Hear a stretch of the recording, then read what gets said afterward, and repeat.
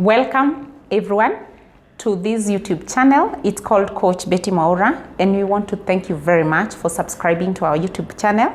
And we find a lot of joy and a lot of value sharing what we know with you, our listeners and our followers and our dear clients. So I want to ask you that you may subscribe, share this channel with your friends, your relatives, your colleagues, and those you care about. We share 2 videos every week that touch on personal and business development, how we can activate and monetize our potential, how we can turn what is within us, our passion, our ideas, our gifts, our talents, and overall expertise into a product or a service that you can sell or monetize. That is the word that I like using. So welcome. In this episode, today I would like us to talk about how to stop overthinking so that you can go to the next level. This is something that I hear about every day. It is something I experience every day with my customers and every day with my clients and people who visit us in the office, emails, inbox messages. Every day I hear about, Betty, what can I do to stop overthinking? So what is overthinking? I like to define overthinking as being trapped in your own mind, being trapped in your own brain, and you are not able to get out of that, get out of your own mind and brain. You overthink things, you think too much, you overanalyze, and you overstain your own brain. You want to do something, but you cannot get past I did this, I failed. You cannot get past, how do I do this? So I keep thinking, the more you overthink, the more you give fear a platform to devour you and to kill your dreams and to kill your destiny. So overthinking is not a good thing. Thinking is a proper thing, but overthinking is not a good thing. Why? Because overthinking denies you the opportunity to try something and become great. Overthinking denies you the opportunity to be a better person than you are today. It actually denies you the opportunity to activate and monetize your potential. And so in my little book, the Activate and Monetize Your Potential, I tell you, if you are ready to activate your potential, do not overthink, because this book will help you. I'm the author. You can get some from you can get a book from our website. So today I want us to look at how do you stop overthinking? What do you do? Because the problem with overthinkers is that they second guess themselves.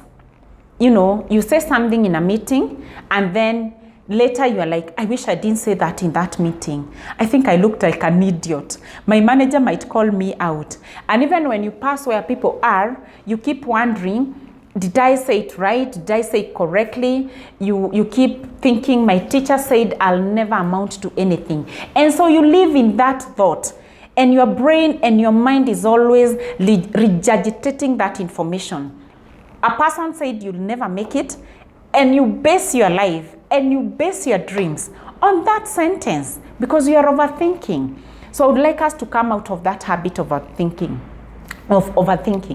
The problem with overthinking is that, let me just highlight two problems of overthinking. One is that it could take a toll on your well-being, so that you're always thinking about your misdoings, you're always thinking about your past problems, you're always thinking about where you failed, a business you started and it failed, a relationship you got to and it failed. I've had a lot of people come and tell me, I'm never ever dating any other man or any other woman, because you got into one, it messed you up, and you actually keep overthinking that process. So it can take a toll on your mental health and get you into depression and get you into being anxious. Every day you are suffering anxiety, and there's nothing as bad as anxiety. So every day you are suffering anxiety, every day you are suffering depression, and if that stretches a bit longer, you can get into bad thoughts, suicide thoughts.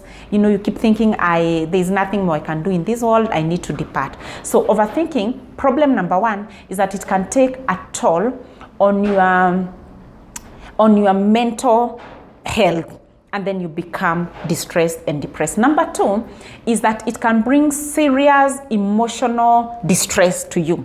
And when it brings serious emotional distress to you, what a normal human being will do is you look for coping mechanisms.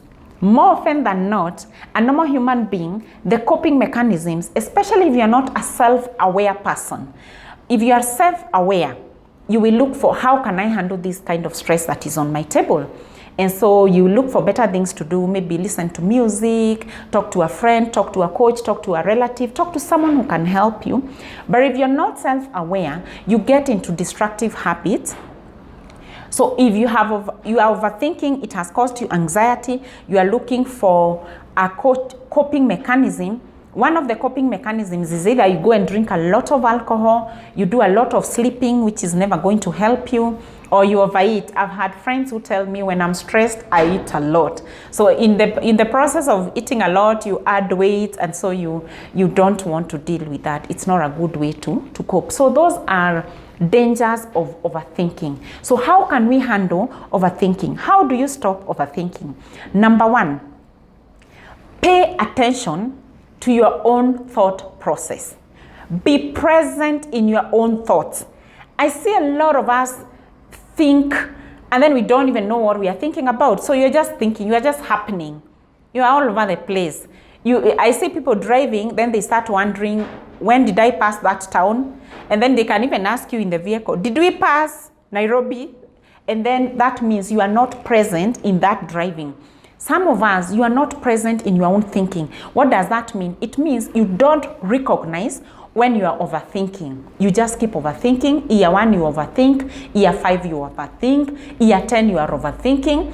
And you don't realize when time is going. You don't realize when your friends and relatives, your colleagues are moving on. You are stuck on one point. I started a business.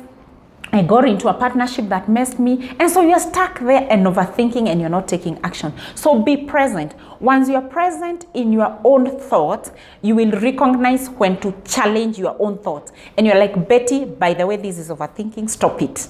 Look for a better thing to do. Number 2. So point number 1, pay attention to your own thoughts. And point number 2, focus on what could go right. I've realized that our brains were made to protect us. So because your brain was made to protect you, more often than not, it will see the negative before it sees the positive. What does that mean? It means even if you hear something positive, that doesn't strike you.